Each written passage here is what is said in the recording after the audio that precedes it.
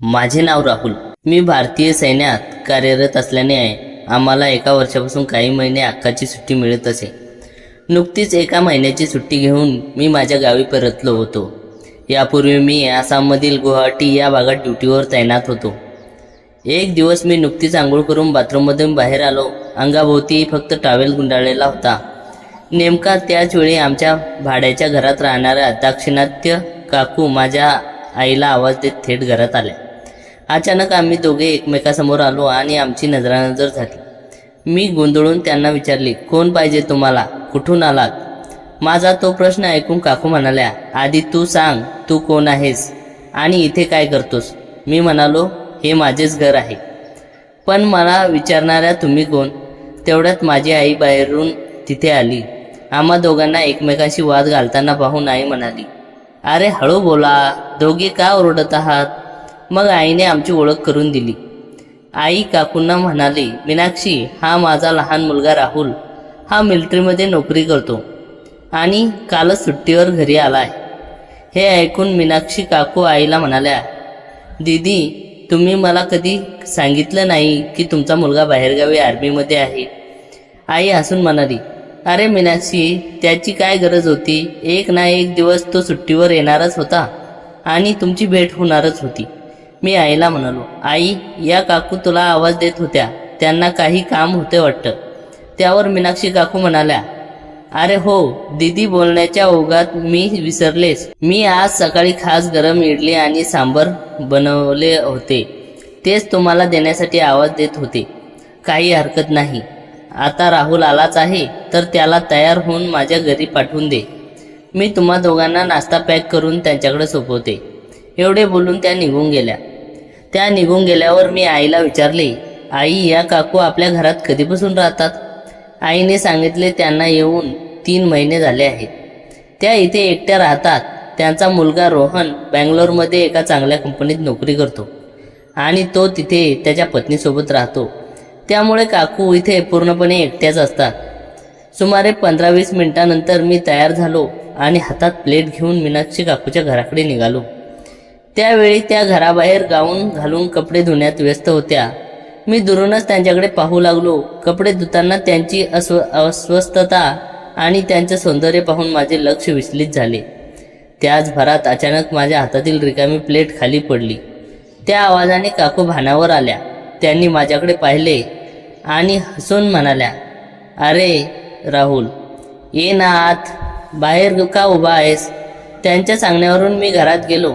त्यांनी गरम इडल्या कॅसरोलमध्ये काढून ठेवल्या होत्या. त्या जेव्हा वाकून प्लेटमध्ये नाश्ता काढत होत्या तेव्हा त्याचे सौंदर्य मला अतिशय जवळून निहाळता आले. माझे मन त्यांच्याकडे वेगाने आकर्षित होऊ लागले. काकूंनी नाश्ता माझ्या हातात दिला आणि म्हणाल्या, राहुल, पोटभर नाश्ता कर. असे समज की आज इडल्या मी खास तुझ्यासाठीच बनवल्या आहे. मी तो नाश्ता घेऊन घरी आलो. आम्ही दोघांनी मिळून इडल्या खाल्ल्या. नाश्ता अतिशय चविष्ट होता. मी आईला म्हणालो, आई, अजून इडल्या असत्या तर दुपारच्या जेवणाची गरज भासली नसती.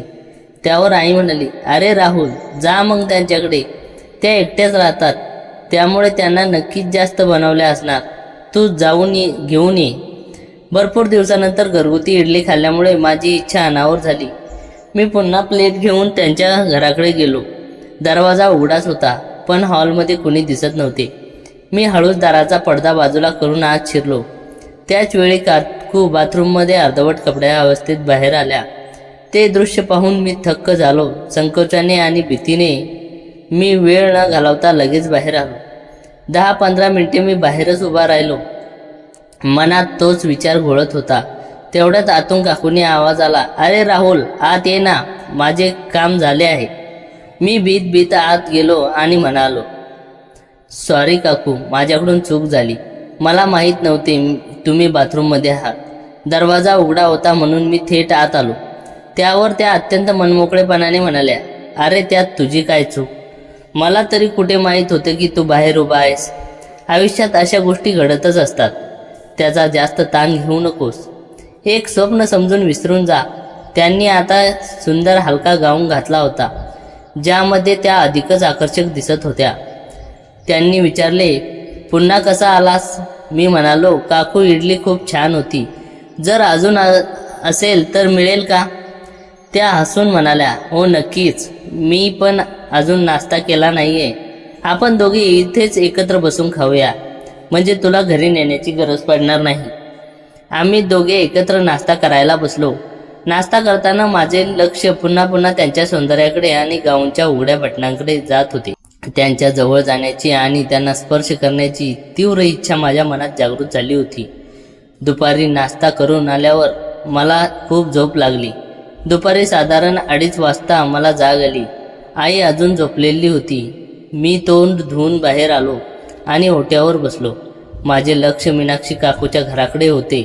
त्यांचा दरवाजा उघडाच होता. मनात भीती होती, पण त्यांच्याशी गप्पा मारण्याच्या उद्देशाने मी हळू पावले टाकत त्यांच्या दाराजवळ गेलो आणि पडदा बाजूला गेला. समोरील दृश्य पाहून मी अवाक झालो. काकू खुर्चीवर बसून मोबाईल पाहत स्वतःमध्येच हरवून गेल्या होत्या. त्यांच्या चेहऱ्यावर अस्वस्थता आणि एकाकीपणा स्पष्ट जाणवत होते.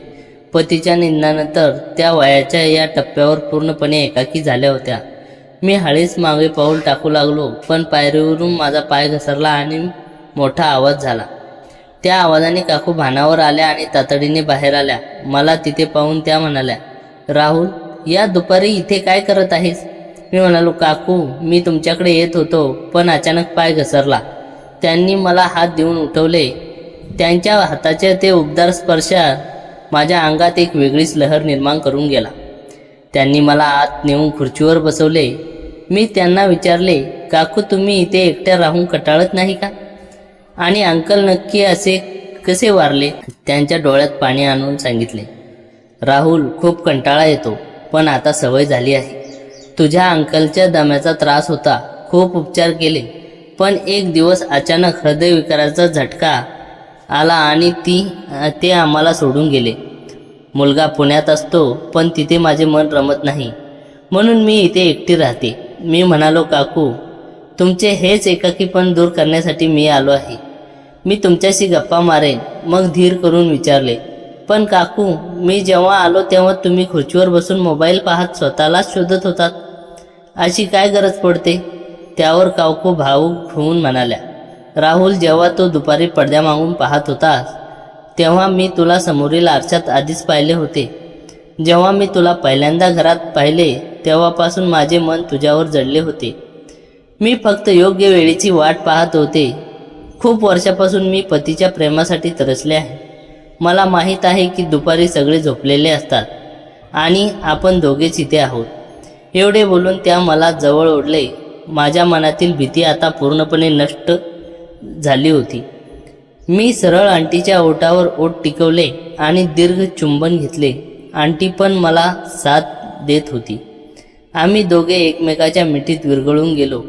आमचे श्वास एकमेकात गुंतले आणि पुढील काही तास आम्ही एकमेकावर भरभरून प्रेम दिले. वर्षानुवर्ष साठलेला त्यांचा एकाकीपणाचा कड त्या दिवशी प्रेमाच्या रूपाने वाहून गेला. त्यानंतर माझ्या सुट्टीचे दिवस संपेपर्यंत आमचा हा नित्यनियम झाला होता. दुपारच्या वेळी जेव्हा आई झोपायची तेव्हा मी काकूच्या घरी जाऊन त्यांच्यासोबत वेळ घालवायचो. मी त्यांच्या आयुष्यातील रिकामेपण पूर्णपणे भरून काढले आणि माझ्या सुट्टीच्या शेवटच्या दिवसापर्यंत त्यांना भरभरून आनंद आणि तृप्ती दिली. पुढील काही दिवसात आमचे हे नाते अधिकच घट्ट आणि रेशमी होत गेले. सुट्टीचा प्रत्येक दिवस जसा पुढे सरकत होता तशी आमच्यातील ओढ, एकमेकांना समजून घेण्याची भावना अधिक तीव्र होत होती. दुपारी संपूर्ण गल्ली शांत झाल्यावर आमच्या भेटीचा सुवर्णकाळ सुरू व्हायचा. त्या दिवशी दुपारी पाऊस हलकासा रिमझिमू लागला. वातावरणात एक सुखद गारवा पसरला होता आणि मातीचा सुगंध मनाला थुंद करत होता. नेहमीप्रमाणे आई जेवून झोपली आणि मी हळूच घरातून बाहेर पडलो. मीनाक्षी काकूच्या दाराजवळ पोचलो तर दरवाजा आधीच हलकासा लोटलेला होता. जणू त्या माझीच वाट पाहत होत्या. मी आत गेलो आणि मागून दाराची कडी लावली. काकू हॉलमध्ये सोफ्यावर बसून काहीतरी विचार करत होत्या. आज त्यांनी निळ्या रंगाची एक सुंदर सुती साडी नेसली होती आणि केसांचा सैलसर आंबाडा बांधला होता. त्या वयातही त्यांच्या चेहऱ्यावर तेज आणि सौंदर्य एखाद्या नवविवाहितेसारखे खुलून दिसत होते. मी हळूच त्यांच्या मागे गेलो आणि त्यांच्या खांद्यावर हात ठेवला. माझा स्पर्श जाणवताच त्यांनी मागे वळून पाहिले आणि त्यांच्या चेहऱ्यावर एक गोड हसू उमटले. आलात साहेब, मी वाटच पाहत होते तुझी, त्या अत्यंत लाघवी स्वरात म्हणाल्या. अशा वातावरणात तुमच्यापासून दूर राहणे मला तरी कसे जमेल, मी म्हणालो आणि सोफ्यावर त्यांच्या शेजारी बसलो. त्यांनी त्यांचा हात माझ्या हातात दिला. त्यांचा तो मऊ आणि उबदार स्पर्श माझ्या अंगात एक वेगळीच वीज निर्माण करून गेला. आम्ही दोघेही एक वेळ काहीच बोललो नाही, फक्त एकमेकांच्या डोळ्यात पाहत राहिलो. शब्दांपेक्षा आमचे श्वास आणि डोळेच एकमेकाशी जास्त बोलत होते. काकूंनी हळूच डोके माझ्या खांद्यावर ठेवले. त्यांच्या केसामधील मोकऱ्याचा मंद सुगंध थेट माझ्या मनाला भिडला आणि सुस्कारा सोडत म्हटले, राहुल, या घराच्या 4 भिंतीमध्ये मी इतकी वर्ष घालवली, पण या भिंती मला कधीच आपल्या वाटल्या नाही. पण जेव्हापासून तू माझ्या आयुष्यात आलास तेव्हापासून या निर्जीव घराला खऱ्या अर्थाने घरपण आले आहे. मला असे वाटते की माझे हरवलेले आयुष्य परत मिळाले आहे. मी त्यांचा हात अधिक घट्ट पकडला आणि त्यांच्या गालावर हलकेचे ओठ टेकवले. मीनाक्षी काकू, मी तर फक्त काही दिवसाचा पाहुणा आहे, पण जोपर्यंत इथे आहे तोपर्यंत तुमच्या चेहऱ्यावरचे हे हसू मी कधीच कमी होऊ देणार नाही, मी मनापासून म्हणालो. माझ्या त्या बोलण्याने त्या भावनिक झाल्या.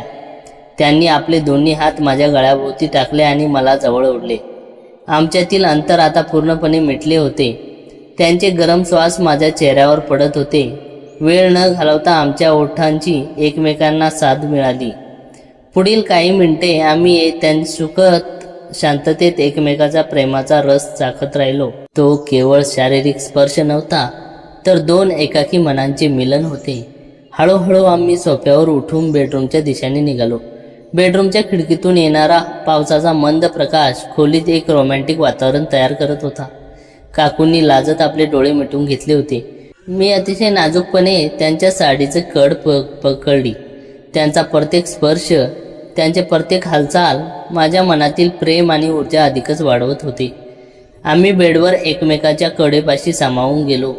जणू काही जगातील सर्व चिंता, समाजातील सर्व नियम आणि काळाचे बंधन या खोलीच्या बाहेर राहिले होते. मी त्यांच्या कपाळावर, डोळ्यावर आणि मानेवर प्रेमाचे वर्षाव केला.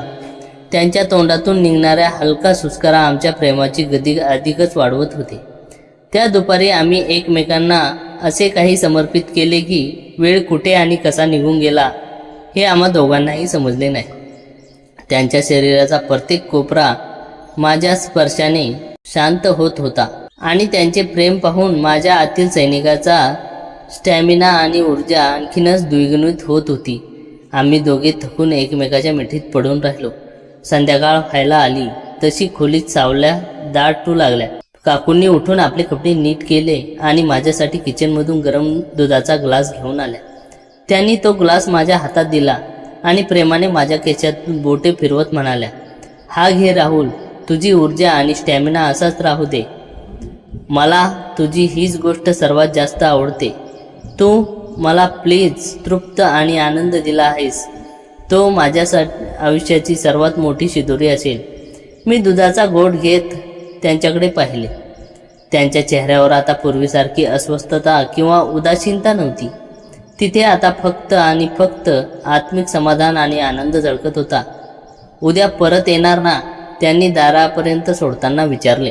नक्कीच, जोपर्यंत माझी सुट्टी आहे तोपर्यंत मी रोज फक्त तुमचाच आहे, असे म्हणून मी त्याच्या गालावर शेवटचा मुका घेतला आणि हसत हसत तो माझ्या घराकडे निघाला. सुट्टी संपायला आता काहीच दिवस शिल्लक होते, पण आम्ही प्रत्येक क्षणाचा आनंद एका उत्सवासारखा करत होतो.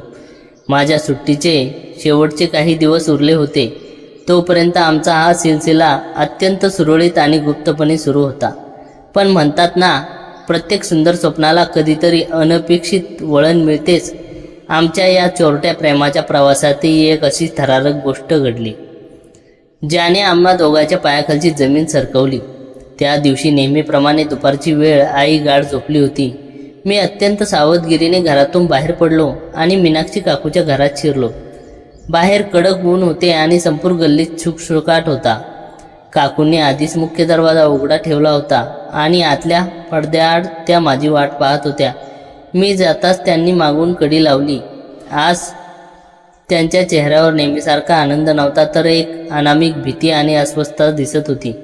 मी त्यांच्या जवळ गेलो, त्यांच्या हातात हात घेतला आणि विचारले, काय झालं मीनाक्षी? आज चेहऱ्यावर एवढा ताण का?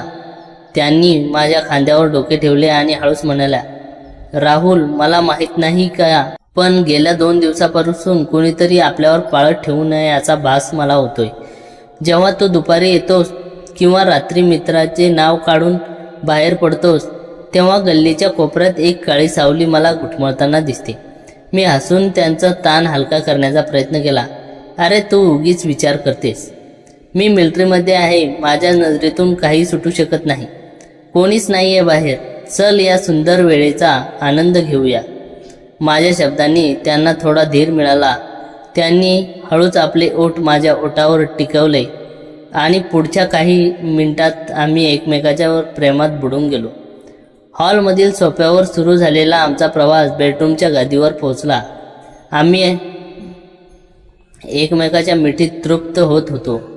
काकूंचे गरम श्वास, माझी ऊर्जा एकत्र येऊन त्या खोलीत वेळेची धुंदीत पसरली होती. आम्ही दोघे प्रेमाच्या परमोच्च क्षणाचा आनंद घेत होतो. तेवढ्यात अचानक दारावर धाड धाड धाड असा मोठा आवाज झाला. कोणीतरी अत्यंत ताकदीने आणि रागाने दरवाजा वाजवत होते. त्या आवाजाने आम्ही दोघेही जागेवर थिजून गेलो. काकूंच्या चेहऱ्यावरचा रंग उडाला. त्या भीतीने थरथर कापायला लागल्या. मी तातडीने बेडवरून उठलो आणि माझे कपडे अंगावर चढवू लागलो. काकूंनीही कसाबसा त्यांचा गाऊन अंगावर ओढला. राहुल, आता काय होणार? जर आई गल्लीतले कोणी असेल तर आपण संपलो. काकू रडकुंडी येऊन कुजबुजल्या. शांत रहा, मी बघतो. मी हळूच बेडरूमच्या खिडकीतून बाहेर आलो, पण खिडकीच्या अँगलमुळे दाराजवळ उभी असलेली व्यक्ती दिसत नव्हती. दारावर थाप अधिकच वाढली होती. जणू ती व्यक्ती दरवाजा तोडूनच आत येणार होती. मीनाक्षी काकू थरथरत्या हाताने हॉलचा पडदा बाजूला सारला आणि मुख्य दाराच्या फिटीतून बाहेर पाहिले. बाहेर उभी असलेली व्यक्ती पाहताच त्यांच्या तोंडातून एक किंचाळी निघणार होती, पण मी वेळेतच त्यांच्या तोंडावर हात ठेवला. काकूंचे डोळे भीतीने पांढरे पडले होते. त्यांनी माझ्या कानात आणि थरथरत्या आवाजात सांगितले, राहुल, बाहेर माझा मुलगा रोहन उभा आहे. तो बँगलोरला होता, मग अचानक इथे कसा आला? माझे हृदयही वेगाने धडधडू लागले. जर रोहनने आम्हाला या अवस्थेत पाहिले असते तर आईपर्यंत गोष्ट पोहोचण्याची वेळ लागला नसता आणि माझे करिअर व कुटुंबाची इज्जत एका झटक्यात मातीत मिळाली असती. तेवढ्यात एक अजब चमत्कार झाला. रोहन दरवाजा तोडण्याच्या तयारीत असतानाच त्याच्या खिशातला मोबाईल वाजला. त्याने फोन उचलला आणि आम्ही दरवाजाच्या आतून त्याचा आवाज ऐकू शकत होतो. हॅलो, मी घराबाहेरच उभा आहे. आई, दरवाजा उघडत नाही. काय? तू काय म्हणतोस? पण हे कसं शक्य आहे? रोहनचा आवाज अचानक प्रचंड घाबरलेला आणि गोंधळलेला वाटला. फोनवर पलीकडून कोणीतरी अशी काही बातमी दिली ज्याने त्याचे लक्ष दारावरून पूर्णपणे विचलित झाले होते. ठीक आहे, मी लगेच तिकडे निघतोय, रोहन फोनवर ओरडला. त्याने दारावर मारलेली लाथ मागे घेतली आणि तो घाईघाईने धावत गल्लीच्या बाहेर निघून गेला. रोहन गेल्याचे पाहून आम्ही दोघांनी सुटकेचा श्वास सोडला. मीनाक्षी काकूंनी तात्काळ दरवाजा उघडला. बाहेर संपूर्ण गल्ली शांत होती, पण रोहनची बॅग तिथेच जमिनीवर पडली होती. इतक्यात घाईत तो आपली बॅग विसरून कुठे गेला असेल. मी काकूंना धीर दिला आणि म्हणालो, मी बघतो कुठे गेलाय. मी हळूच आमच्या घराच्या ओट्यावर आलो. माझी आई अजूनही झोपलेली होती, म्हणजेच तिला काहीच माहीत नव्हते. पण जेव्हा मी गल्लीच्या कोपऱ्याकडे पाहिले तेव्हा मला समजले की रोहन तिथे थांबला नव्हता, तर तो थेट गावाच्या सरकारी हॉस्पिटलायझेशनच्या दिशेने धावत गेला होता. मी घरात येऊन मोबाईल चेक केला तेव्हा माझ्या व्हॉट्सअपवर एक मेसेज आला होता, जो आमच्या गावाच्या ग्रुपला फ्लॅश झाला होता. आज दुपारी बँगलोरवरून येणाऱ्या रोहन नावाच्या तरुणाचा रस्त्यात भीषण अपघात झाला होता. त्याला गंभीर अवस्थेत जिल्हा रुग्णालयात दाखल केले आहे. हे वाचून माझ्या अंगावर काटा आला. जर रोहनचा अपघात झाला होता आणि रुग्णालयात होता तर मग आत्ताच काही मिनिटापूर्वी मीनाक्षी काकूंच्या दारावर उभा राहून दरवाजा ठोठवणारा आणि फोनवर बोलणारा तो व्यक्ती नक्की कोण होता? मी भीतीने पांढरा पडलो आणि मीनाक्षी काकूंच्या घराकडे पाहिले, जिथे हॉलचा पडदा अजूनही हालत होता. जणू आत आमच्याविषयी तिसरे कोणीतरी अजूनही लपून बसले होते. त्या भयानक संशयाने माझ्या मनात थैमान घातले. जर रोहन रुग्णालयात होता तर आमच्या दारावर कुणी थाप मारली. मी तशाच भीतीचे सावटात मीनाक्षी काकूंच्या घरात पुन्हा शिरलो. काकू हॉलमध्ये सोफ्यावर मटकन बसल्या होत्या. त्यांचा चेहरा पूर्णपणे पांढरा पडला होता. त्या थरथऱ्या हाताने मोबाईल स्क्रीनकडे पाहत होत्या.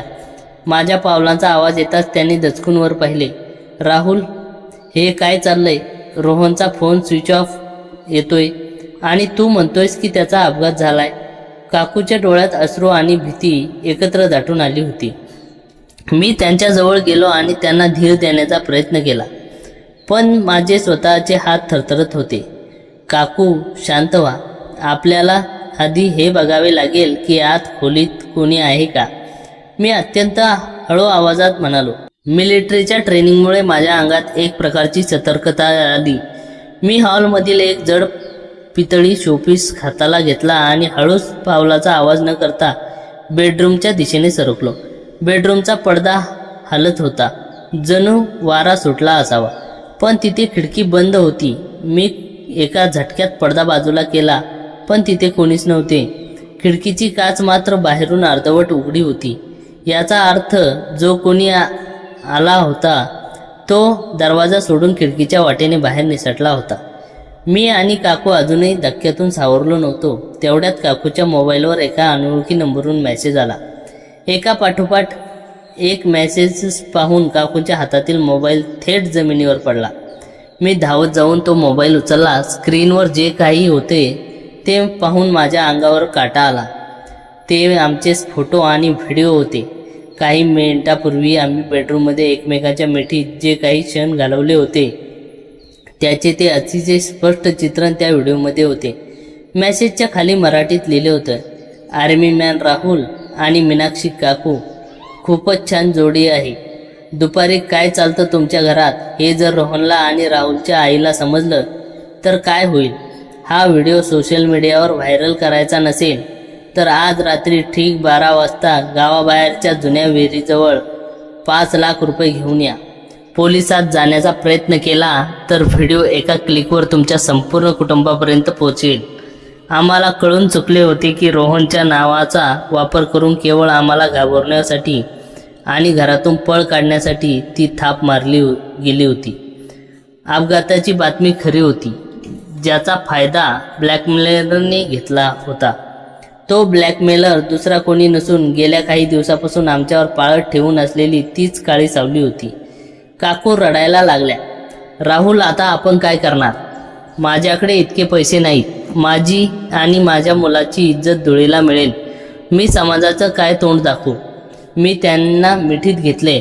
त्यांच्या अंगातील उष्णता आणि भीती मला जाणवत होती. मी त्यांच्या ओठावर हलकासा चुंबन घेत म्हणालो, मीनाक्षी, घाबरू नकोस. मी सीमेवर शत्रूशी लढणारा सैनिक आहे.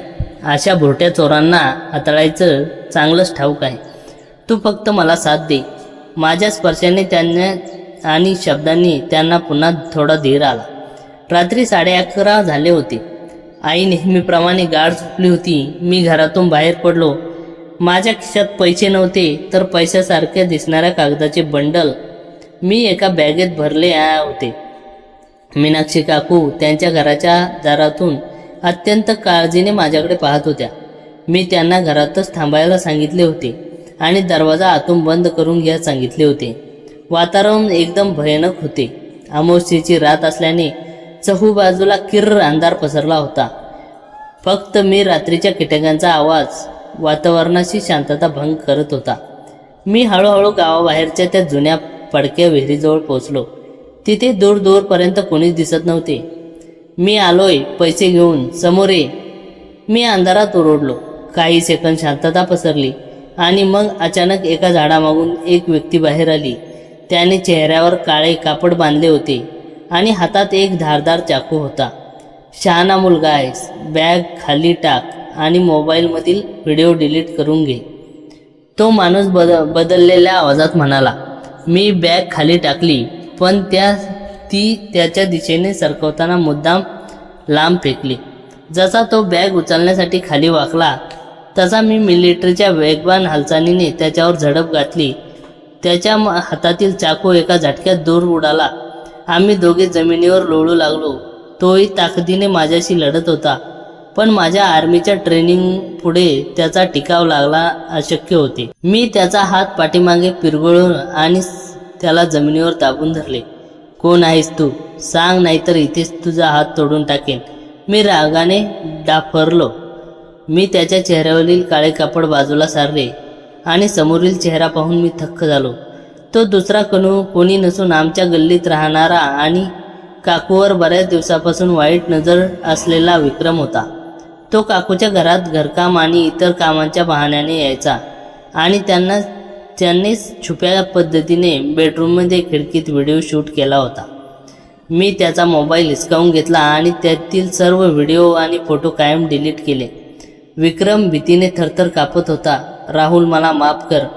माझ्याकडून चूक झाली. मी पुन्हा कधीच तुमच्या वाटेला येणार नाही. पोलिसांना सांगू नकोस. मी त्याला 2-3 कडक कानशिलात लगावल्या आणि बजावले. जर यानंतर तू काकूंच्या आणि किंवा माझ्या घरच्या आसपास दिसलास तर तुला आर्मी स्टाईल तुझा हिशोब चुकता करेन. तो जीव वाचवून तिथून पळून गेला. मी धावतच काकूंच्या घरी परतलो. त्या माझीच वाट पाहत दारापाशी उभ्या होत्या. मी आत जाताच त्यांनी घट्ट मिठी मारली. मी त्यांना सर्व काही सांगितले आणि विक्रमविषयी संपल्याचे सांगितले. ते ऐकून त्यांच्या जीवात जीव आला. भीतीचे सावट दूर होताच त्यांच्या डोळ्यात पुन्हा एकदा माझ्याबद्दल प्रेम आणि कृतज्ञता दाटून आली. राहुल, आज तू मला आणि माझ्या इज्जतीला वाचवले आहेस. मी तुझे आयुष्यभर ऋणी राहील. त्या अत्यंत भावूक होऊन म्हणाल्या. ऋण कसले मीनाक्षी, तू माझे प्रेम आहेस, असे म्हणून त्यांचे अश्रू पुसले. त्या रात्री भीतीचे रूपांतर एका अथांग धुंदीत झाले होते. काकूंची त्यांचा गाऊन बाजूला सारला आणि आम्ही दोघे पुन्हा एकदा बेडवर एकमेकाच्या मिठीत विसावलो. तो प्रसंग इतका रोमॅन्टिक आणि दीर्घ होता की रात्रीची कधी पहाट झाली आम्हा दोघांना समजले नाही. आमच्या प्रेमाचा सस्पेन्स आता कायमचा संपला होता आणि उरलेली सुट्टीचे दिवस आम्ही कोणत्याही भीतीशिवाय अधिक रंजकतेने आणि भरभरून प्रेम करत घालवले.